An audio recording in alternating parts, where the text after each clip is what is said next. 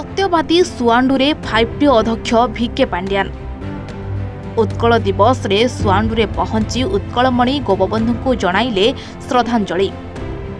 गोपबंधु षठी घर दर्शन करने सहित गोपबंधु संग्रहालय मध्य उत्कलमणि गोपबंधु प्रतिमूर्ति में माल्यार्पण कर गोपबंधु दास स्मारकी संग्रहालय बुली देखिथिले भिके पांड्यान।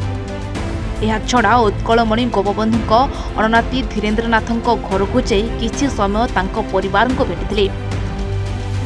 यह छड़ा उत्कलमणि संग्रहालय भितरे थिबा पार्क रे खेलुथबा कुनी कुनी पिला और सेमानक अभिभावक मानक सहित पार्कर सुविधा सुजोग संपर्क रे आलोचना करबा सहित संग्रहालय बाहर बसी व्यापार करुथबा उठा दोकानी सहित आलोचना करी सेमानक भलमंद बुझिथिले। पांड्यान एही गस्त समय रे सत्यवादी बीजेडी विधायक प्रार्थी संजय दास वर्मा और सत्यवादी अंचल शह शह संख्यार जनसाधारण उपस्थित रही पांड्यान को स्वागत करथिले। 1936 मसीहा भाषा भितर ओडिशा प्रदेश गठन होता। आज से पुण्य दिन आम पालन करुचे। भारत वर्षर जेते प्रांतीय राज्य सब रही ओडिशा प्रथम राज्य जी भाषा भितर राज्यर मान्यता पाई। जो महान जननायक महापुरुष मानकर त्याग तितिक्षा संग्राम फल आम एभली एक कष्टलब्ध भाषा भितर ओडिशा प्रदेश पाइचे से प्रति आज आमर गभीर श्रद्धांजलि अर्पण करुचु।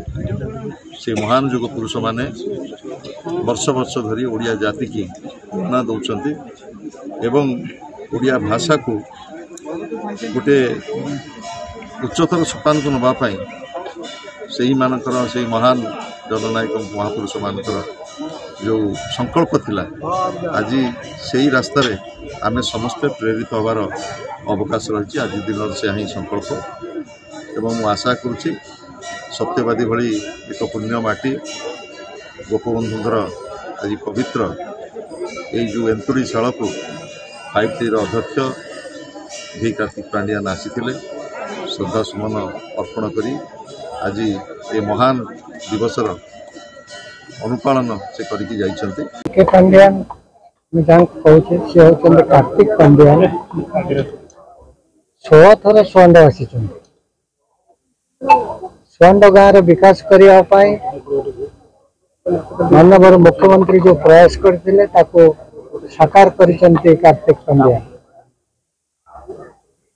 पैंट सार्ट पिंधि आसबे ये जगह पैंट सार्ट मोरी घर खोली थोबे बरबंडा पिंधे लाठी टे धरवे मोर सुआंड गाँ बुली ये जगह निरूपण करूँ जार फल आज समस्त ओडिशावासी देखुंत। भाषा भित्तिक राज्य करने जो प्रमुख आंदोलनकारी जो प्रमुख आंदोलन करते पंडित पुण्यात्मा जो गोपबंधु दास जन्म जयंती से उत्कल प्रदेश जन्म जयंती तिथि आज से पुण्यात्मा जन्मर 60 घर को आज से देखा आसते।